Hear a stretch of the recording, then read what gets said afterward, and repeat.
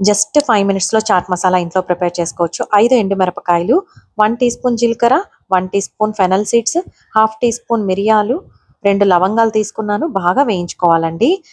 చల్లారిన తర్వాత ఇందులో మెంతి ఆకు ఎండిపోయింది 20 ఆకులు, half teaspoon salt, half teaspoon black salt, అలాగే 2 teaspoons amchur powder, 1/4 teaspoon red chilli powder. ఇవన్నీ చల్లారిన తర్వాత యాడ్ చేశాను. హింగు కూడా ఒక 1/4 టీ స్పూన్ తీసుకోవాలండి. మిక్సీలో మెత్తగా గ్రైండ్ చేసుకోవాలి.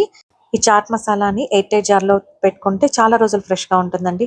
అలాగే పానీపూరి మసాలా కోసం 1 టీ స్పూన్ మిరియాలు, 1 టీ స్పూన్ ధనియాలు, 1 teaspoon fennel seeds, 1½ teaspoon జీలకర్ర, 4 లవంగాలు తీసుకొని బాగా వేయించుకోవాలండి. చల్లారిన తర్వాత మెంతి ఆకులు ఒక 20 తీసుకోవాలి.